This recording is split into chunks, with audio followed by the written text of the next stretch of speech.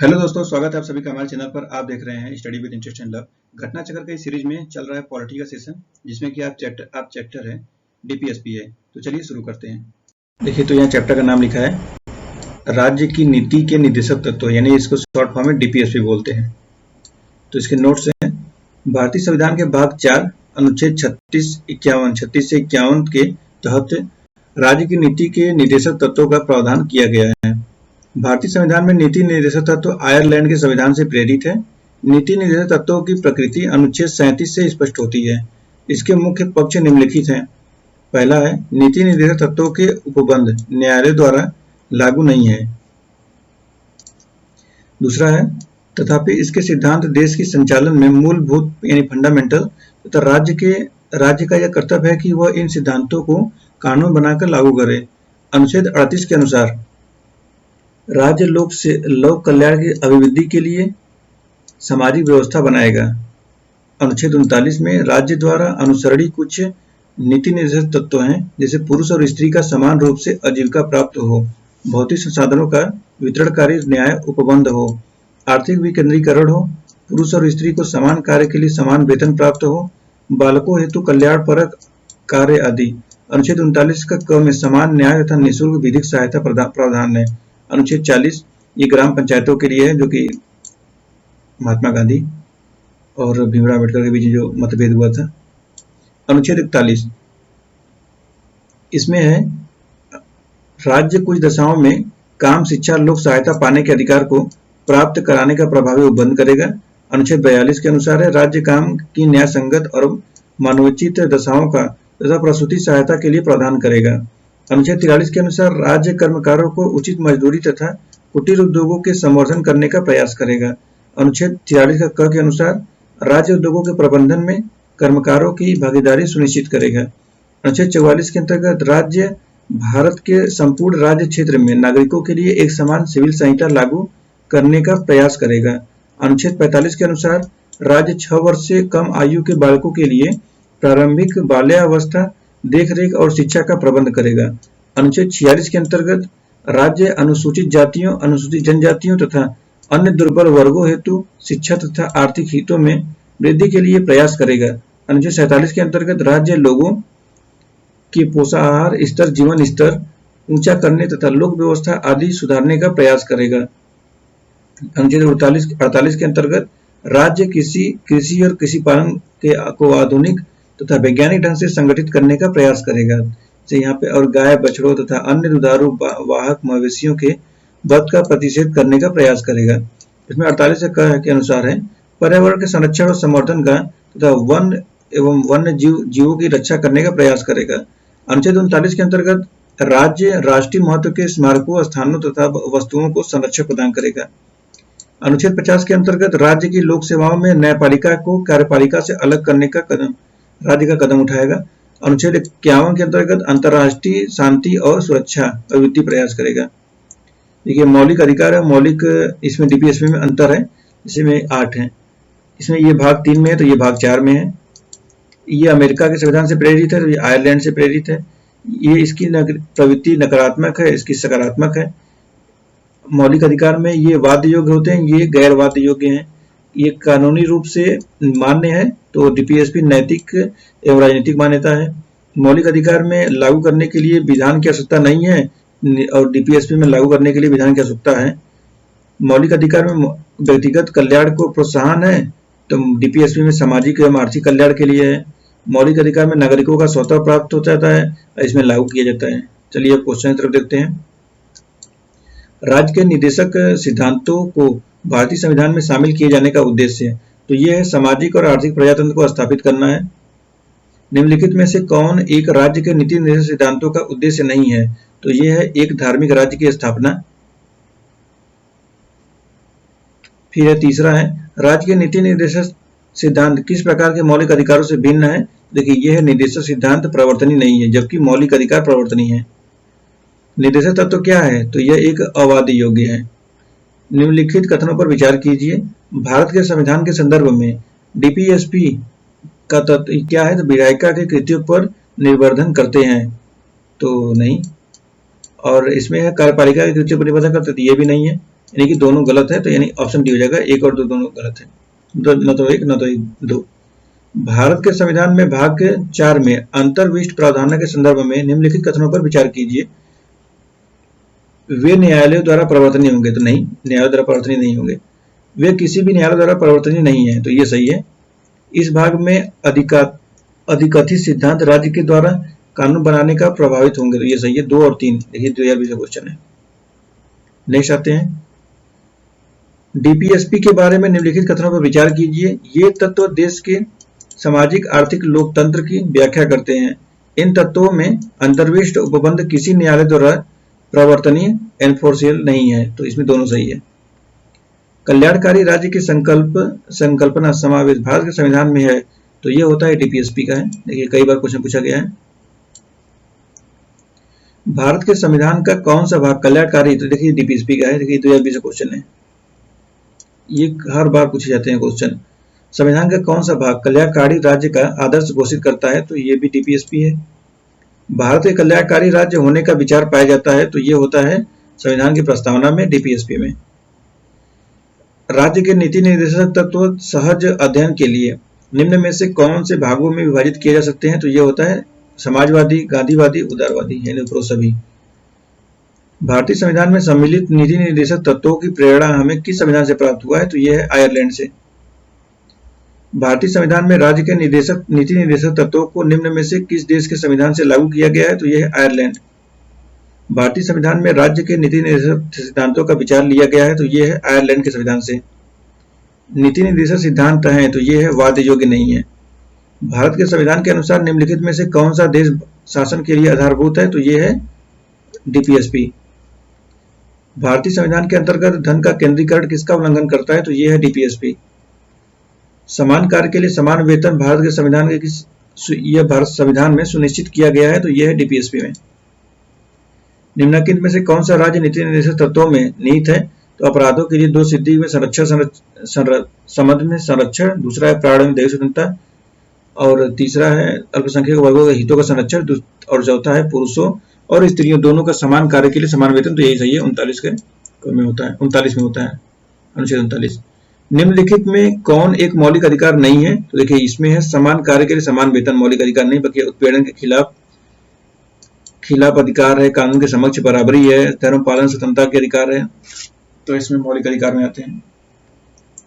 भारत में निम्नलिखित में से किसके अंतर्गत पंचायती राज प्रणाली की व्यवस्था की गई है, तो डीपीएसपी में अनुच्छेद 40 है। निम्न में कौन सा अनुच्छेद ग्राम पंचायत के गठन के लिए सरकारों द्वारा निर्देश दिया जाता है, तो अनुच्छेद 40। निम्नलिखित अनुच्छेदों में से कौन राज्य सरकार को ग्राम पंचायत, वही सेम है अनुच्छेद 40। भारत के संविधान में ग्राम पंचायतों के लिए है, तो यह एक निर्देशक सिद्धांत है, यानी डीपीएसपी। इसमें देखिए मिलान करना है, तो ग्राम पंचायत अभी बार बार चर्चा में था, तो ग्राम पंचायत होता है अनुच्छेद 40 में होता है। तो देखिए 5 किसका दिया, देखिए एक बार में आंसर मिल गया, यानी ऑप्शन बी हो जाएगा 5। तो समान नागरिक संहिता 44 होता है, समान आचार संहिता है, समान आचार संहिता है, तो ये अनुच्छेद 44 हो जाएगा, सही है।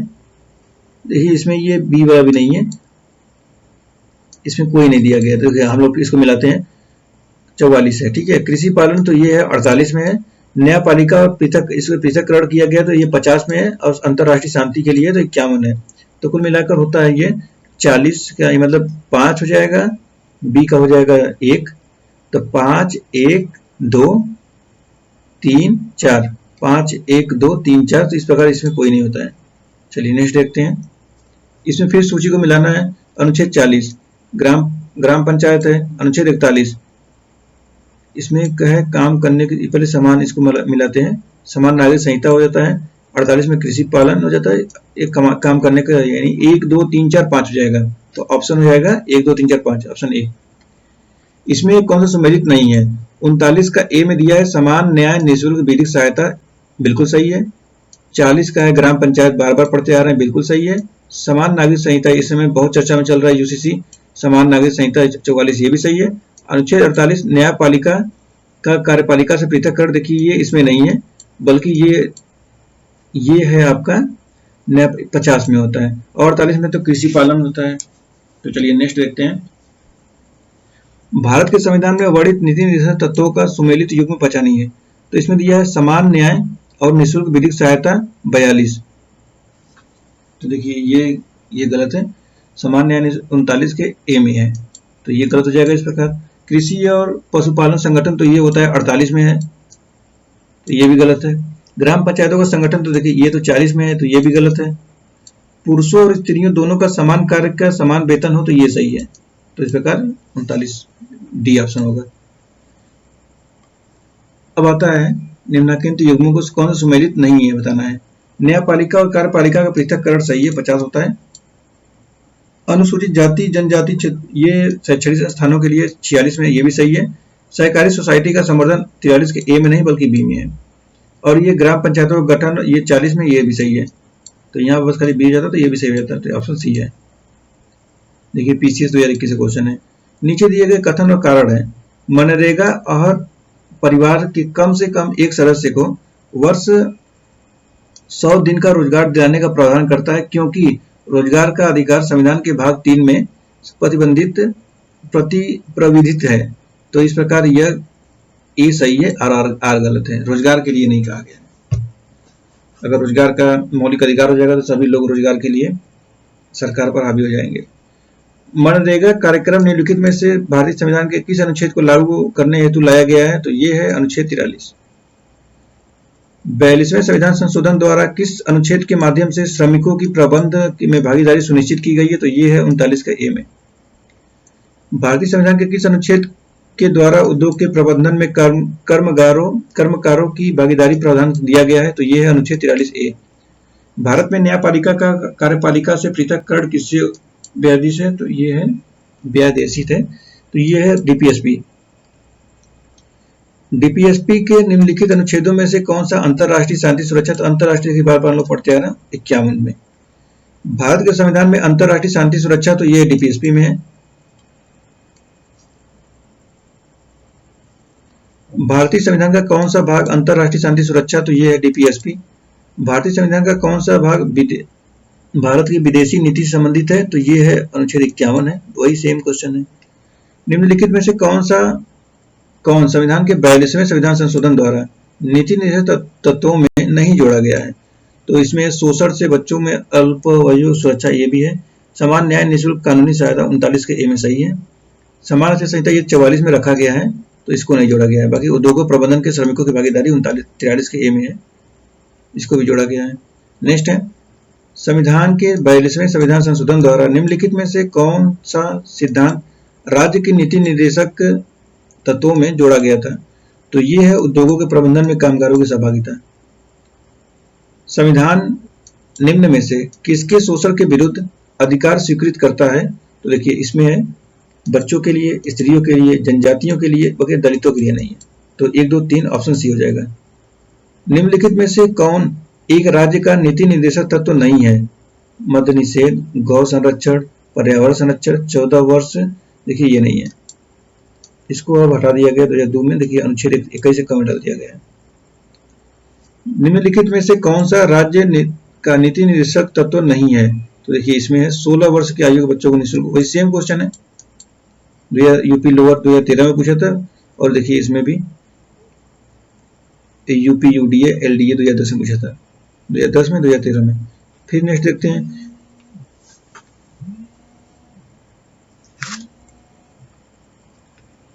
निम्नलिखित में से कौन सा राज्य नीति निर्देशक तत्व में शामिल नहीं है, तो देखिए ये मानव दुर्व्यवहार बला श्रम ये है, इसमें ये मौलिक अधिकार में है। तो मादक पेय स्वास्थ्य हानिकारक वाला तो ये है, तो इसमें ये शामिल है, तो इस प्रकार से ऑप्शन बी हो जाएगा।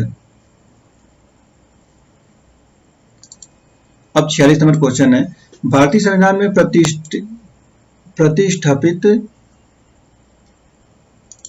राज्य के नीति निर्देशक तत्वों के अंतर्गत निम्नलिखित प्रावधानों पर विचार कीजिए। पहला है भारतीय नागरिकों के लिए समान नागरिक संहिता सुरक्षित करना है। दूसरा है ग्राम पंचायतों को संगठित करना है, तो ये सही है। ग्रामीण क्षेत्रों में कुटीर उद्योगों को प्रोत्साहित करना है, ये भी सही है। सभी कर्मकारों के लिए यथोचित अवकाश तथा सांस्कृतिक अवसर, ये गलत है। तो इस प्रकार ऑप्शन 2 और 3 ऑप्शन भी हो जाएगा। निम्नलिखित में से भारत के संविधान के किसमें पर्यावरण संरक्षण एवं संवर्धन तथा वन व वन्य जीव जीवन की रक्षा के लिए प्रावधान पाए जाते हैं। देखिए ये है केवल डीपीएसपी और मूल कर्तव्य दोनों में। 48 नंबर क्वेश्चन है, निम्नलिखित में से कौन से डीपीएसपी के सम्मिलित हैं? तो ये है राज्य के पर्यावरण संरक्षण तथा संवर्धन में प्रयास करेगा, बाकी नहीं है। राज्य के डीपीएसपी मतलब डीपीएसपी में किसमें संविधान शांत के बारे में क्या कहा गया है? देखिए ये है प्रौढ़ शिक्षा। किसके बारे में संविधान शांत है? तो प्रौढ़ शिक्षा के बारे में। नेक्स्ट है, निम्नलिखित में से कौन सा एक डीपीएसपी संविधान बाद में जोड़ा गया था? तो देखिए ये जोड़ा गया था मुफ्त कानूनी सलाह, यानी जो 39 के ए है, बाकी पहले से ही है। राष्ट्रीय विधिक सेवा प्राधिकरण के संदर्भ में निम्नलिखित कथनों पर विचार कीजिए। तो ऑप्शन 1 है इसमें, स्टेटमेंट 1 है, इसका उद्देश्य समान अवसरों के आधार पर समाज के कमजोर वर्गों को निःशुल्क एवं सक्षम विधिक सेवाएं उपलब्ध कराना है। दूसरा है, ये सही है, 39 के ए का तो ए था, यह देश भर में विधिक कार्यक्रमों योजनाओं को लागू करने के लिए राज्य विधिक सेवा प्राधिकरणों को निर्देश जारी करता है, तो यह भी सही है। तो इस प्रकार ऑप्शन सी। भारत में विधिक सेवा प्रदान करने वाले प्राधिकरण निम्नलिखित में से किस प्रकार के नागरिकों को निःशुल्क विधिक सेवाएं प्रदान करते हैं? तो इसमें है 1 लाख से कम वार्षिक आय वाले व्यक्ति को, 2 लाख से कम वाले वार्षिक ट्रांसजेंडर को, और तीसरा है 3 लाख से कम वार्षिक आय वाले अन्य पिछड़े ओबीसी। तो ये गलत है, यानी 1 और 2 से हो जाएगा। इनमें से कौन डीपीएसपी सिद्धांतों में सम्मिलित नहीं है? तो देखिए ये है सूचना का अधिकार नहीं था, अब उसको मौलिक अधिकार बना दिया गया, 19 के 1 के ए में है। निम्नलिखित में से कौन सा नीति निर्देशक तत्व है? तो देखिए इसमें यूसीसी है, यानी समान नागरिक संहिता 44 में अनुच्छेद। अब 55वां क्वेश्चन है, निम्नलिखित में से राज्य के नीति निर्देशक सिद्धांतों के विषयों की पहचान कीजिए। मद्य निषेध, तो ये सही है। फैक्ट्रियों एवं खानों में बाल श्रम निषेध, ये गलत है, मौलिक अधिकार में है। बेगार अथवा बाल श्रम मौलिक अधिकार है। अस्पृश्यता निषेध मौलिक अधिकार है, यानी ऑप्शन सी हो जाएगा, ओनली 1 है। 56 नंबर क्वेश्चन है, निम्न में से कौन एक डीपीएसपी तत्वों में नहीं है? राज्य के सुनिश्चित करने का प्रयास करेगा, तो यह है अस्पृश्यता का उन्मूलन, बाकी सब है। पुरुष महिलाओं को समान कार्य समान हेतु वेतन है। जीविकोपार्जन हेतु पर्याप्त साधनों का समान अधिकार है। काम हेतु न्याय संगत और मनोचित दशाओं में रहे, तो ये मौलिक अधिकार में जाता है, तो इसलिए ऑप्शन सी। डीपीएसपी एक ऐसा चेक है जो बैंक की सुविधा अनुसार अदा किया जाता है। किसने कहा था? तो ये कहा था केटी शाह ने। बार बार क्वेश्चन पूछा जाता है। भारत के संविधान के संदर्भ में निम्नलिखित कथनों पर विचार कीजिए। मूल अधिकार मूल कर्तव्य डीपीएसपी, तो भारत सरकार द्वारा आरंभ किए गए राष्ट्रीय सामाजिक सहायता कार्यक्रम में भारत के संविधान में उपयुक्त उपबंधों में से कौन सा पूरे होते हैं? तो ये होते हैं केवल 3, यानी कि डीपीएसपी में। ये 59 है और लास्ट क्वेश्चन है डीपीएसपी का। भारतीय संविधान के भाग 4 में दिए गए निर्देशित संविधान सिद्धांतों में निम्नलिखित में से कौन सूचीबद्ध है? तो समान कार्य के लिए समान वेतन, समान नागरिक संहिता, छोटे परिवार का मानदंड, प्राथमिक स्तर पर मातृभाषा में शिक्षा। तो ये हो जाएगा पहला और दूसरा है, बाकी इसमें नहीं है, तो इस प्रकार ये ऑप्शन बी हो जाएगा। तो भारतीय संविधान के भाग 4 में दिए गए निर्देशित सिद्धांतों में अनुच्छेद 39 घ में समान कार्य के लिए समान वेतन और अनुच्छेद 44 में नागरिकों के लिए समान नागरिक संहिता सूचीबद्ध है, जबकि अनुच्छेद 350 का प्राथमिक स्तर पर मातृभाषा में शिक्षा देने का विशेष निर्देश देता है, हालांकि यह भाग 4 में उल्लेखित नहीं है। तो इस प्रकार ये समाप्त होता है और हम लोग नेक्स्ट वीडियो में मूल कर्तव्य के बारे में पढ़ जाएगा। तो आज हम लोगों ने डीपीएसपी पढ़ा है और अब अगले चैप्टर में मूल अधिकार पढ़ा जाएगा, मूल कर्तव्य पढ़ा जाएगा। तो चलिए हमारे चैनल को सब्सक्राइब करिए। Thanks for watching.